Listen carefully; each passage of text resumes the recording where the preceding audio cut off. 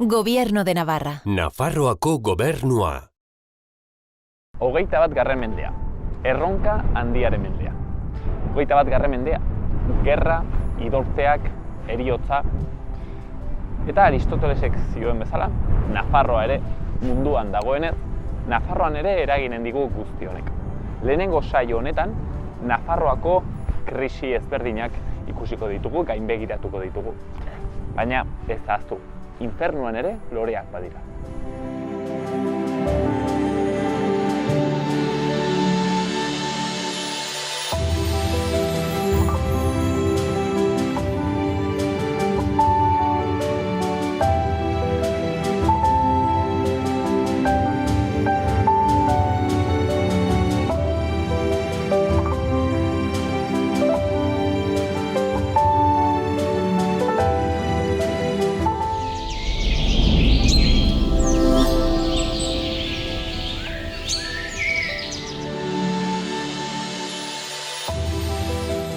Tximeleta besta. Erronkari eta Zaraitzuko ibarren atarian, Arabarko, funtsean, oian ingurua da. Jende gutxi biltzen da. Oparo hazten dira berezko oian sarri eta zabalak. Basoen artean tartekaturiko gailurrak berriz, begiratoki ezin aproposagoak dira Pirinioak bere ederrean ikusteko. Ahaztu gabe, espeziarik delikatuenak ibiltzen direla pinudi eta atxaparren artean. Bi aipatuko ditugu. Isabele tximeleta eta Eufidrias aurinia tximeleta. Biak ere dotore paseatzen dira bere mantu koloretsu eta liluragarriekin.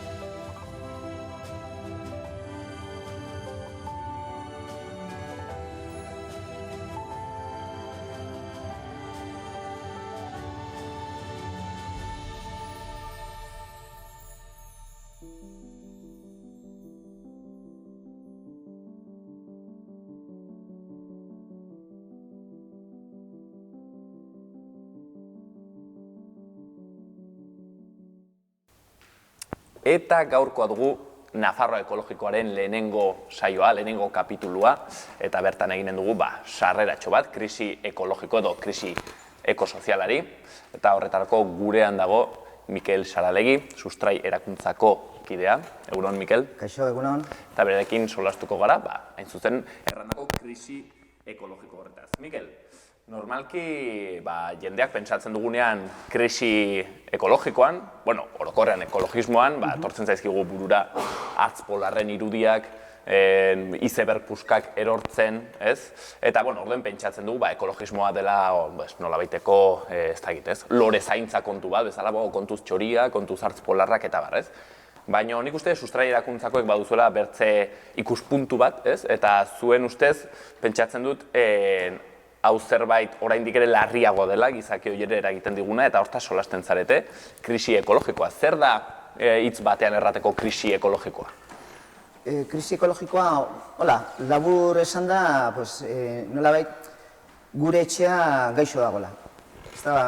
Azken finean hori baditu itxusurak, oinarri aulak ditu, nolabait hori pixko gaizki tratatu dugu, ez da hainbeste denboraz, eta azken finean hori pixkot bizitza, gaur egun ezagutzen dugun bezala, aurrera jarraitzeko behar ditugun baldintzak, arriskoan daude, ez da? Honetan, arriskoan dago jarraitzea, ez da bizitza, oain arte ezagutu dugun bezala xin. Jode. Eta, Mikel, zein izanen ziren krisi horren zutabe nagusiak? Akaso aldaketa klimatikoa da ezagunena, baina badire elementu gehiago ere krisi horretan. Bai, hori pixko krisi ekologikoak bere baitan biltzen ditu hori elemento desente, ez da, azken finean hori bizitza posible egiteko hori ziklu naturalak, ez da, nolabait, hori egoera, hori pixko kaskar batean hori aurkitzen dira. Zeintzu dira hori pixko funtsezko elementu horiek, hasi fotosintesarekin, hau da nolabait pixko eguzkia behar dugu hori eguneroko berdura hori jateko, eta une honetan... Tripa betetzeko. Tripa betetzeko, polinizazioa hori hainbeste aldiz haitzen diren hori pixko polinizazioa eta hori nolabait erleen eskasiak zenolako arazoak ditun, pixko laboretan. baita ere uraren gainean, ez da hori ur gezaren eskuragarritasuna, ez da eta kalidadea, ez da hori behar bezain beste ona.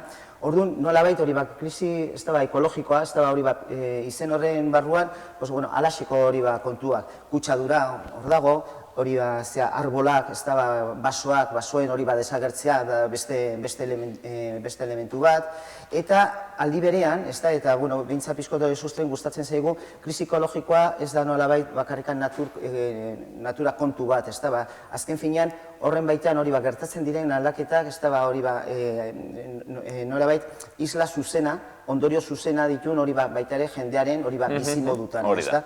Gu nolabait hori pizko naturaren parte garen enean, naturari gertatzen zaiona, guri gertatzen zaigu. Ez dela hauan mendi puntan gertatzen entzat. Hori da, ez da, orduan nolabait pizko... Arazo sozial bat, Era bat, ez da,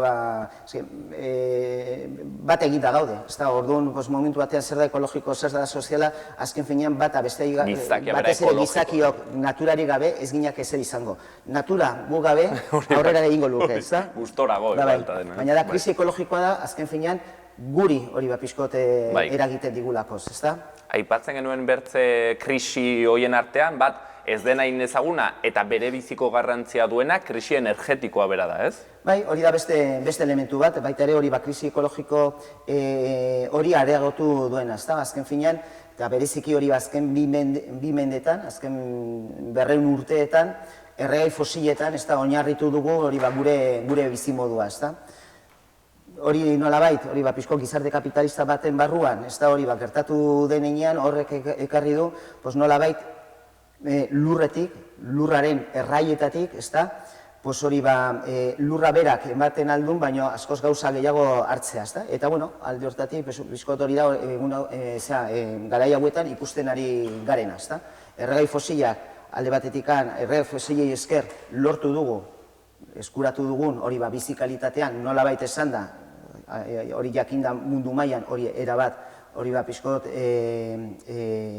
desorekatua dagoela, baina nolabait erregai fosilek izan da motor bat, ez da pizkot aurrerapena kakotxen artean izateko, baina nolabait hori gehiagizko erabilerak baita ere ekarri gaitu, ez da pizkot unionetan, hori planeten gaineko, ez da giza bizitza, ez da arriskuan hori jartzeko edo. Hortaz erraten dugu ez dela jasangarria, baina erraten dugulik ez dela modelo sostenible edo jasangarri bat, erran dugu literalki ezingo delako jasan eta beraz gure gizakiak pikutara joango garela. Biztan da, atmosfera ez da unionetan gero eta arazoa handiagoa ditu, ez da CO2 guzi hori ez da zurgatzeko, ez da hori itxasoak ez da gainezka daude, gero eta nolabait sumidero gutxiago daude, ez da munduan edo nolabait sumidoren karga hori, ez da gero eta aulagoa da. Orduan momentu batean, bentaja izan zen erregai fosil hori, ez da gure kontra bueltatzen ari da. Ez erregai fosila, baizik eta erregai fosil horren erabilera, ez da guk egiten dugun erabilera eskasa. Baina, Mikel, krisi energetikoa solasten garenean, ez gara solasten bakarrik gure baliabide energetiko printzipalak, hau da, erregai fosilek sortzen duten arazoez, baizik eta baita ere gure jendarteak eta zibilizazioak energia konsumo ikaragarri batean oinarritzen direla eta energia konsumo ikaragarri hori ezingo dela mantendu, ez? Etorkizunean, hau da, oraingo konsumo energetikoa, bai aparatu elektronikoak, bai kotxea erabiltzea mendikarat, bai, okurritzen zaigun edozein gauza, hori kolokan dago, ez, etorkizun batean. Hau da, etorkizuna ez da izango saldu diguten bezala hori kotxe egalarietan mugituko garela handikonat, baizik eta etorkizuna uste baino prekarioagoa izango da.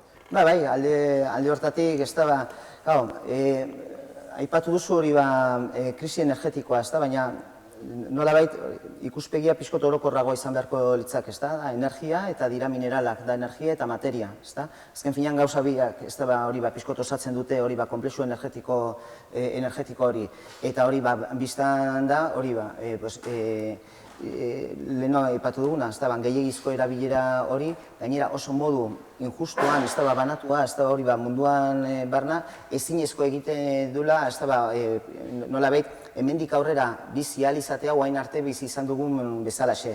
Ez bakarrikan hori gure egoismoengatik, baita ere hori pentsa dezagun hori pixko mundu mailan Afrikan, Amerikan, ez da baita ere hori pixkote Europako hori barrenean edo, makina bat jende, ez da pixko, ez da oso bizi lintza txarretan ari gara, eta aldiz haien ondoan, hor gaude hori pixkot, hori behar baino, ez da gehiago konsumitzen ari garenak, ez da Horren aritik, Mikel, ekologismoak nolabait ere jarriko zuen agian ezbaian ezkerraren betiko diskursoa, erran nahi dut, zeren guk beti egin dugu diskurso bat zapalduen ikuspuntutik, ez? Hau da, gu jende pobrea gara, ez dakit zer, ez?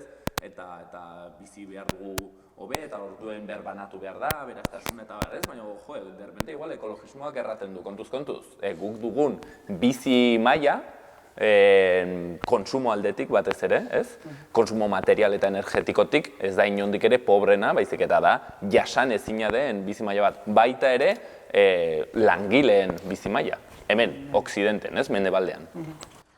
Hor, ekologismo mota asko daude ere bai, ez? Esan edut, badira hori momentu batean, hori ekologismoa oso ikuspegi partziala izan alduena, ez da gure artean, egon daitezke hori pixkot, hori parke naturala babestearen alde daudenak, eta aldi berean abiadura handiko trenaren alde, ez da egiten aldun hori korrente ekologista edo medioambientalista, ez da izan daitekena. Egon daitezke beste ekologismo mota, ez da agian gehiago kuestionatzen duna, ez da zergatik, ez da pixkot, hori ari gara llegatzen, ez da gaur egun, ez da izan dugun hori egoera honetara, eta ekologismo guztiak alde hortatik politikoa dira, ez da ikuspegi batekin edo bestekin edo, ez da. Nik uste pixkote guri sustrain ez da hori ekologismo hutsa, termino horietan, termino hutsa horietan, ez zaigu asko gustatzen. Azken finean hori da leheno esan duguna, ez da nola pixko bat naturan, ez da hainbat elemento, ez da hori gertatzen ari balin badira, leheno aipatu dituguna, ez da polinizazioa, ur falta, kutsadura, ez da erregeien eskazia eta beste. Azken finean izan da hori horren azpian, horren oinarrian antolaketa ekonomiko, politiko, sozial, kultural, zehatz bat dagoelako edo, ez da. Orduan, nola sustrarentzat, ez da guri interesatzen zaigun ekologismoa da, nolabait oinarrian eragiten duena, ez da. Ikusten balin badugu eta gaina termino horietan planteatzen da, ez da krisi ekologikoan ematen du, hori pixko kolapso baten atarian gaudela, hori makina bat, ez da hori faktore gertatzen ari dira, nolabait ekologismoa bere buruari galdetu behar diona eta hau zergatik gertatzen da. Hau nondik dator. Ez da horren arabera, erantzun arabera, nolabait hori pixkot elementua, perspektiba, bidea, noranzko berriak hori planteatu behar ditu, nolabait ez errepikatzeko hori pixkot, unionetan daukagun egoera, eta batez ere, eta etorkizunari begira, bideragarria egiteko hori pixko, hori baita ere etorkizuneko belaunaldien ez da bizitza bera. Gustatu zait erran duzuna, galdetu behar dela kausetaz, eta hori ematen du, ez duela onditza errateko, baina adibidez hori COVID-akin bai gertatu da, ez? Erran edute, COVID-an solastu gara ondi ze ari de gertatzen hildakoak eta bar, baina ez da egon edabideetan lehenengo planoan kausen inguruko hausnarketa bat, ez? Eta hor, adibidez, aipatzen alko genuen, seguraski ere biosferaren degradazio bat, urbanismoa edatzea modu deskontrolatu batean, lurraren artifizializazio eta bar, eta horrek ere eragin duela kausa hauetan, ez? Baina, Mikel, hortan sartu gabe, Nafarroara pixket etortzen, Nafarroan ere, ez dakit, krisi honek afektatzen digu, edo, errango dugu, ez dakit, Nafarroan asalbu gaude, ez? Ez dakit, kolapsatuko du beti bezala hirugarren mundua deitzen dugun horrek, baino, noixen, ez? Gu hemen Nafarroan lasai egongo gara. Bai, esan duzu afektatu, baina aldi berean baditugu baita ere gure ardurak, ez da hori krisi ekologiko horretan, ez da? Esan dut, krisi ekologikoa nolabait bi aldetatikan ardezakegu, ez da? Alde batetikan ondorioen aldetik, ez da? Eta hori askotan da hori albistegitan ikusten duguna, ondorioak ondori buruz hitz egiten da eta ematen du hori kezkaiturria izaten dela, baina agian gehiago hitz egin beharko ginuke baita ere gure ardurei buruz krisi ekologiko horretan. Nafarroan hori bai, badira olako adibideak eta olako aztarnak, hori egun hauetan, duela gutxi Elizondon egin zen hori itzaldi bat, pixko de magnesitasen hori magnaren hori proiektuari buruz, eta hor atera zen datu bat, hori pixko hemen Nafarroan, badira 4 enpresa, hori pixko CO2, hori purrustaka hori isurtzen dutenak, urtero gainera hori haizeari buruzko hori kalitatean neurtzeko txostenetan errepikatu egiten dira, hau da, hobera egiten, eta hor dauzkagu hori alde batetikan hori Castejongo zentral termikoak, Olastiko Portland, hori zementera, gero Zangotzako papeleria, papelera, eta gero Zubiriko Magna. Kasualitatez, gainera enpresa horien atzekaldean multinazionalak daude. Orduan hor dago elementu bat, hemen Nafarroan, hori Nafarroari aberastasuna, nolabait esan da, ematen diotenak, baina hori pixkot, hori atmosfera, hori nolabait, hori CO2 kargatzen duten enean, hor dago baitari gure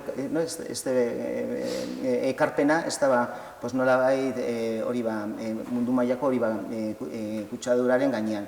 Baina, bai, eta holaseko hori adibide zehatzak, Amaika baditu. Bai, makina bat, hori badugu Kaparrosokoa, hor baditugu hori hainbat Kaparrosoko makrotxaldea, berriztagarriena. Ni baita ere, azpimarratuko nuke beste historia bat, eta garai batean aztarna ekologikoari buruz hitz egiten zen, eta hor bada datu bat, zer pentsatua ematen duela, azken finean planetako hori biztanle guziek, hori nolabait kontsumitu beharko balute, hori Nafarroak kontsumitzen duguna, bi planeta, terdi, 3 planeta beharko genituzke edo, esan nahi dut, momentu batean biztan da, hori pixkot hemen, hori multinazionalak, enpresa handi hauek, pixkot elite ekonomiko eta politikoak, izugarrizko hori erantzukizuna dutela, eta nolabait haien ereduak, ekartzen gaitu, pixko, orain aipatu duguna, hori olako kontsumo, hori nolabait onartezinak izatera edo. Ze interesgarria, Mikel, niri beti haitzen nuen, ez? 2 planeta terdi, 3 planeta, estatu batuarrak bezala biziko gaina, 7 planeta, ez? Eta, gero pentsatzen duzu, baina munduak segitzen du bueltak ematen, ez? Eta, nik uste hor interesgarriena da konturatzea, 7 planeta beharko ziren, baina bakarra dugu, eta horrek erran nahi du, bizitzen bagara, gaur egun bizigaren bezala, mundu honetan, planeta honetan, jende pile bat, milioika persona sobran daudela, eta nolabait ere dela katastrofe klimatikoekin, aldaketa klimatikoak egindako gosetekin eta bar, egonen dela hor, genozidio ikaragarri bat, ez? Eta hori da gure panorama. Hortaz, Mikel, galdera labur bat erratearen, titular bat bezala, errango zenuke krisi ekologikoa edo krisi ekosoziala izaten aldela 21. mendeko arazo nagusiena? Ni ez nuke horrela esango, ni esango nuke daukagun arazo nagusiena dela olako krisi ekologikoa eragiten duen sistema ekonomiko eta politiko zehaz bat. Hoixen da gure arazo nagusiena. Mikel, unekin nahietu gara saioaren bukaerara, gelditu zaizkigu 1001 gai solasteko, izaten aldela aldaketa klimatikoa bera, arazo askilarria, kolapso ekosoziala, berriztagarrien gaiak, baina, hain zuzen ere, hau zen sarreratxo bat, eta Nafarroa ekologikoa saio honetan, joanen gara, pixkanaka gai guzi horiek ukitzen. Mikel, saio guzietan, bukaeran eskatzen dugu gure elkarrizketatuari, emateko aholku txiki bat, pilula bat, ekintzara pasatzeko, ez? Zeren hemen behar dituguna da aldaketak, beti arratzen dute Glasgoweko kumbrean edo kumbre guztietan, aldatu behar dira gauzak, baina zer da aldatu behar dena, ez? Eta orden, aholku txiki bat, Mikel, zer aldatzen aldugu gure egunerokoan adibidez, hontan laguntzeko? Horrela esan da, zaila batzutan izaten da, ez da pixko, ez da hori ni ez dakio egunerokotasunan, ez da baina bai beharrezkoa izango litzakela lurrera bueltatzea. Eta adibide bat izan diteke, ez da hori hirietan baratza komunitarioak edo herrietan, ez da baratza, ez da nik uste hori pixko baratzera bueltatu beharko ginukela, ez da denbora eman beharko ginuke baratza batean, zurea, zure lagunarena, ez da kooperatiba hartuta, modu komunitarioan edo ez da nik uste hori bide hon bat, ez da izango litzakela, ez da pixko oso planteatzen duzun, ez da norazko hortan. Pisket biltzeagatik ideia hori, Mikel, izaten altzen bizi gara 2 edo 3 planeta izango bagenitu bezala, bakarra dugu, horrek erran nahi du, lurrera bueltatu behar garela, pisket zuk erraten zenuen aritik, ez? Metafora horrekin. Eta bertzeak esplotatu gabe. Hortxen, akitzeko, bakarri gomendatu, gaurkoan Katakraken egin dugu lehendabiziko saio hau, Katakrak hemen Iruñean alde zarrean dagoen zentro hau, ostatua, jatetxea, liburutegia, aktuendako tokia, ikuspuntu ekologiko eta sozial bat zaintzen duen espazioa, eta hain zuzen ere editorial bat dute haiek, eta utzi dizkigute 2 liburu, oparitu dizkigute xalo 2 liburu, horietako bat Walden klasiko bat, Zororen liburua, eta bertan Zororen bizipenak kontatzen dira, lehenengo pertsonan, klasiko bat, eta klasiko bat da beti ematen duelako zer pentsatu eta zer ikasi. Eta bertzetik, gure historia da etorkizuna, Estatu Batuetako Siuxen eta bertze talde indigenen erresistentzia kontatzen dire bertan, gainera Garbine Elizegi Baztandarraren hitzaurrearekin, eta gomendagarriak 2 liburuak eta Katakrakeko bertze guztiak, batez ere, handiz dugulako ikasteko bertze herri indigena guzti hauetatik, hain zuzen guk egin dugulako Mikelek erakutsi dugun bezala planeta hau zoro bilakatu, eta orduen badugu garaia pixket xumeagoak izateko, eta bertze kulturetatik ikasteko. Eta hortxe, ikusiko gara.